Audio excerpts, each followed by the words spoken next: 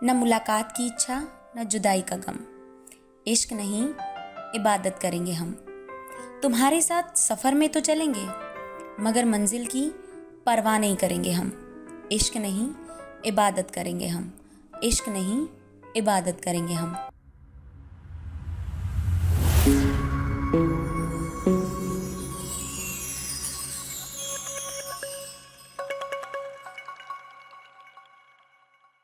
शुरू करते हैं मूवी की कहानी। ये कहानी शुरू होती है नॉर्थ कैलिफोर्निया के एक शहर से, जहाँ एक फैक्ट्री के प्रेमिसेस में कुछ लड़कों का ग्रुप बैठा होता है, जिनमें सबसे बिगड़ेल जो लड़का होता है उसका नाम होता है लैंडन कार्टर। ये सभी अपने कारनामों को अंजाम देने के लिए इस फैक्ट्री में अक्सर आते थे। ये सब किसी का वेट कर रहे थे और तभी वहाँ एक लड़का आता है जिसका नाम क्ले था। क्ले कार्टर का फ्रेंड बनना चाहता था, या यूं कहूँ वो कार्टर का बहुत बड़ा फैन था। लेकिन कार्टर अपनी बैड पर्सनैलिटी को मेंटेन करने के चक्कर में अक्सर लोगों का मजाक बनाता था और इसी चक्कर में वो क्ले के साथ भी एक प्रैंक करना चाहता था। कार्टर क्ले को कहता है कि हम एक ऊंचाई से पानी में जंप करेंगे, फिक्र मत करो, मैं भी तुम्हारे साथ जंप करूंगा। दोनों ऊंचाई पर जाते हैं। कार्टर 3 गिनता है। 3 गिनते ही क्ले तो कूद जाता है, मगर कार्टर नहीं कूदता। ये सब देखकर कार्टर के बाकी दोस्त शोर मचाते हुए खुश होना शुरू कर देते हैं।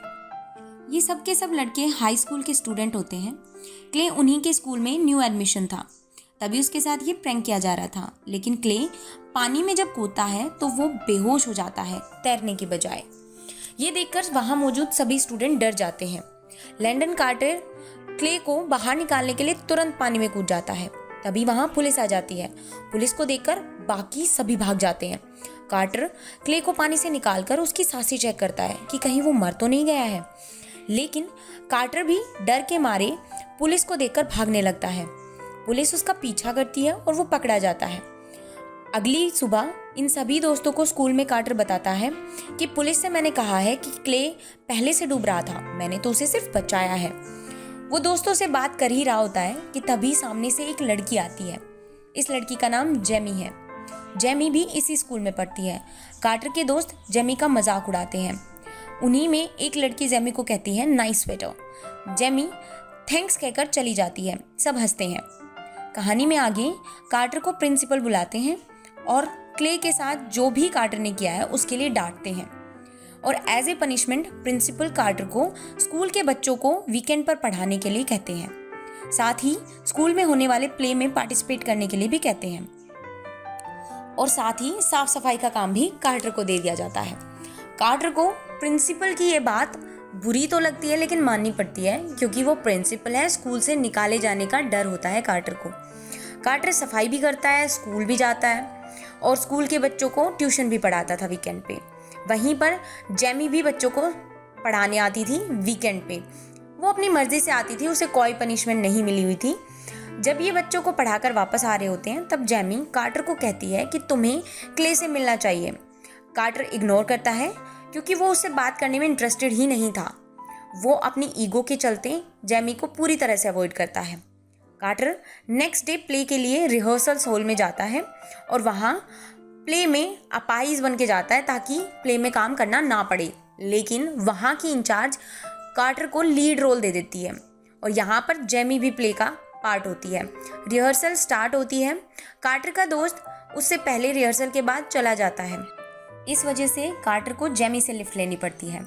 रास्ते में कार्टर अपने फ्रेंड्स को देखकर अपना मुंह छुपाने लगता है, अपने आप को हाइड करने लगता है क्योंकि वो नहीं चाहता था कि उसके फ्रेंड्स उसको जेमी के साथ देख लें।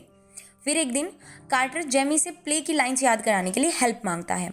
जेमी एक शर्त रखती है कि मैं हेल्प तो करूँगी लेकिन तुम मुझसे प्यार नहीं करोगे। कार्टर को हंसी आ जाती है कि मैं और जेमी से प्यार, क्योंकि उसको अपने ऊपर ओवर कॉन्फिडेंट होता है। इसके बाद जेमी के डैड कार्टर का घर आना उन्हें पसंद नहीं आता है। जेमी अपने पापा को कन्विंस करती है कि हमें फॉरगिव और फॉरगेट सीखना चाहिए। कार्टर घर आता है, दोनों प्रैक्टिस करते हैं। नेक्स्ट डे कार्टर जेमी को एक कब्रिस्तान के बाहर देखता है और वो चौंक जाता है। जेमी के पास जाकर उससे पूछता है तुम यहाँ क्या कर रही हो। जेमी कार्टर को टेलीस्कोप दिखाती है और कहती है कि मैं यहाँ से स्टार्स देखती हूँ। ये तो मैंने 12 साल की उम्र में बनाया था, अब मैं और बड़ा बनाना चाहती हूँ। कार्टर को उसकी ये बातें फिजूल लगती है। नेक्स्ट डे कार्टर जेमी से स्कूल में मिलता है। उस वक्त कार्टर अपने दोस्तों के साथ होता है। जेमी कार्टर को देखकर कहती है कि मैं तुम्हें क्लास के बाद मिलूंगी।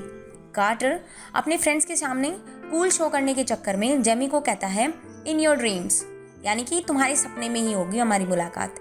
जेमी गुस्सा होकर वहाँ से चली जाती है। बाद में कार्टर जेमी के घर जाता है। जेमी डोर नहीं खोलती है। कार्टर रिक्वेस्ट करता है, जेमी फिर डोर नहीं खोलती है।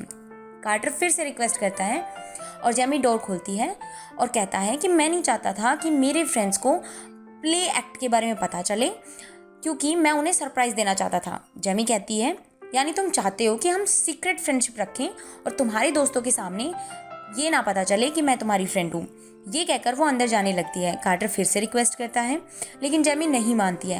एक्चुअली कार्टर को जेमी के साथ रहना पसंद आ गया था। वो जेमी के साथ टाइम स्पेंड करना उसे अच्छा लगता था। उसकी छोटी छोटी विशेज़, ड्रीम्स उसे पसंद आने लगे थे।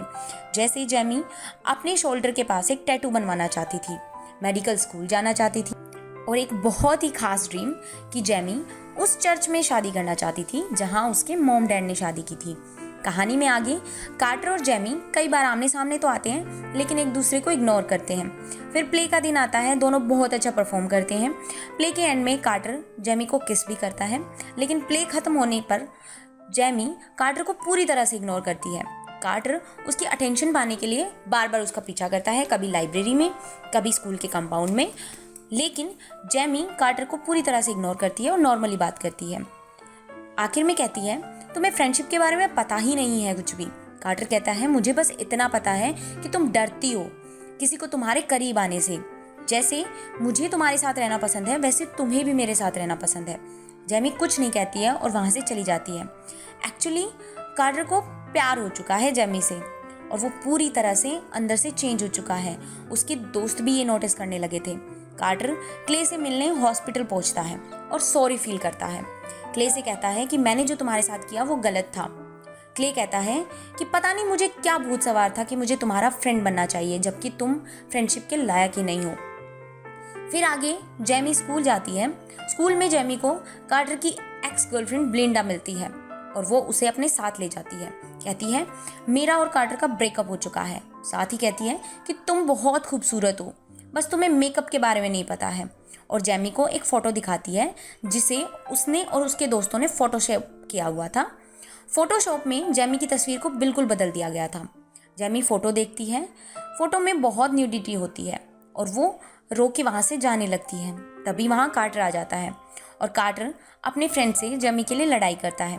कार्टर इसके बाद जेमी को अपने साथ बाहर ले आता है। जेमी कार्टर को अपनी हेल्प के लिए थैंक्स कहती है। कार्टर उसे डेट के लिए पूछता है। जेमी कहती है मुझे डेट्स पर जाना अलाउड नहीं है। कार्टर जेमी के डैड से परमिशन मांगता है। थोड़ी रिक्वेस्ट के बाद कार्टर को परमिशन मिल जाती है। जेमी और कार्टर बहुत ही खूबसूरत रेस्टोरेंट में जाते हैं। जेमी और कार्टर वहाँ डांस करते हैं। वैसे तो कार्टर को डांस करना नहीं आता था, लेकिन जब जेमी उसे प्लीज़ कहती है तो वो मना नहीं कर पाता। डिनर के बाद कार्टर जेमी को एक जगह लेके जाता है। वहाँ 2 शहरों के बॉर्डर होते हैं। कार्टर जेमी को कहता है कि अपना एक पैर एक लाइन के पीछे रखो और दूसरा लाइन के आगे। एक्चुअल में ये जेमी का ड्रीम था। वो चाहती थी कि वो एक ऐसी जगह पर हो जहाँ एक ही जगह में 2 जगह हो, यानी कि वो एक ही बार में 2 जगह पर मौजूद हो। जेमी खुश हो जाती है और कार्टर को हग कर लेती है। इसके बाद जेमी के शोल्डर पर कार्टर बटरफ्लाई का टैटू बनाता है। कार्टर जेमी के 2 ड्रीम्स को पूरा कर देता है। कार्टर जेमी को कहता है मैं तुम्हें किस करना चाहता हूँ। जेमी कहती है मैंने तुम्हें मना किया था ना, मुझे प्यार मत करना, लेकिन कार्टर जेमी को किस करने लगता है। जेमी रिफ्यूज़ नहीं करती है। ये दोनों की ये फर्स्ट किस थी। दोनों का मिलना जुलना बढ़ जाता है। एक रात को कार्टर जेमी को घर ड्रॉप करने जाता है तो उसके जाने के बाद जेमी के डैड कहते हैं तुम जो कर रही हो वो गलत है, तुम अभी बच्ची हो। जेमी कहती है मैं 18 साल की हो चुकी हूँ, मैं अब बड़ी हूँ, मैं कार्टर से प्यार करती हूँ। जेमी के डैड कहते हैं तो फिर कार्टर को सब कुछ बताओ, उसके साथ लॉयल रहो। दूसरी तरफ कार्टर की लाइफ पूरी तरह से बदल चुकी है। वो अपने गोल्स को लेकर पूरी तरह से क्लियर है। साथ ही कार्टर की मॉम को कार्टर का एक नोट मिलता है जिसमें कार्टर के गोल्स लिखे होते हैं, जैसे उनमें से एक है मेडिकल कॉलेज जाना। कार्टर की मॉम कहती है कि तुम्हें इसके लिए बहुत मेहनत करनी पड़ेगी। कार्टर कहता है मैं कर लूँगा, जेमी को मुझ पर बहुत ट्रस्ट है। अपनी फीलिंग्स कार्टर अपनी मॉम के साथ शेयर करता है। उसकी मॉम बहुत खुश हो जाती है। इसके बाद कार्टर और जेमी लगातार मिलते रहते हैं। एक दिन नाइट वॉक पर जाते हैं। उसी रात जेमी कार्टर को अपनी ल्यूकेमिया नामक कैंसर की बीमारी के बारे में बताती है। वो कहती है मुझे कैंसर है, मेरे पास बहुत कम दिन है। ये बात मुझे 2 साल पहले पता चली थी। डॉक्टर्स सारी उम्मीद छोड़ चुके हैं। कार्टर को यकीन नहीं हो रहा था, वो डर रहा था। कार्टर कहता है तुमने मुझे ये पहले क्यों नहीं बताया। जेमी अपने प्यार का इजहार करती है और कहती है मुझे तुम मिल गए थे तो भगवान से कोई शिकायत रही ही नहीं थी, तुमसे प्यार किए जा रही थी। ये कह के वो रोते हुए वहाँ से चली जाती है। कार्टर पूरी तरह से ब्लैंक हो जाता है, उसे कुछ समझ में नहीं आता और वो अपने डैड के पास जाता है। एक्चुअली कार्टर के डैड दिल के डॉक्टर हैं और कार्टर अपने डैड से हेल्प मांगता है। कार्टर के डैड कहते हैं मैं दिल का डॉक्टर हूँ, लेकिन मैं तुम्हारी गर्लफ्रेंड के लिए किसी और डॉक्टर से बात कर सकता हूँ। कार्टर कहता है मैं भूल गया था। दरअसल कार्टर पूरी तरह से टूट चुका था, घबरा रहा था, उसे समझ नहीं आ रहा था कि वो क्या करे। नेक्स्ट डे वो जेमी के डैड के पास जाता है और कहता है मैं जेमी का साथ नहीं छोड़ूंगा। और उसके बाद जेमी से मिलता है और कहता है क्या तुम्हें मरने से डर लग रहा है। जेमी कहती है मुझे मरने से डर नहीं लग रहा है, लेकिन तुम्हारा साथ छूटने से डर लग रहा है। कार्टर कहता है मैं तुम्हें कहीं नहीं जाने दूंगा, लेकिन मन ही मन उसे पता है कि वो जेमी की डेथ को नहीं टाल सकता है। इसके बाद कार्टर अपनी मॉम से जेमी के लिए डांस भी सीखता है, क्योंकि वो जेमी के साथ एक एक पल एंजॉय करना चाहता था। डांस सीखने के बाद वो जेमी के साथ डांस भी करता है। फिर एक दिन जेमी की हालत बहुत ख़राब हो जाती है, उसे हॉस्पिटल ले जाया जाता है। कार्टर जेमी को हॉस्पिटल में 1 सेकंड के लिए भी नहीं छोड़ता है। जब जेमी को होश आता है तो वो कार्टर को अपनी मॉम की दी हुई डायरी देती है, जिसमें बहुत सारे थॉट्स लिखे होते थे, और कहती है कि तुम मेरे एंजल हो, भगवान ने मुझे तुम्हारे लिए यहाँ भेजा था और मैंने तुम्हारे साथ एक एक पल को जिया है। मैं भगवान का शुक्रिया कैसे करूँ, तुम मेरे लिए ज़िंदगी बनकर आए हो। इसके बाद कार्टर के डैड जेमी के लिए स्पेशल ट्रीटमेंट अरेंज करते हैं। कार्टर को ये बात पता चलती है और वो अपने डैड के पास जाते हैं और उन्हें हग करके बहुत रोते हैं।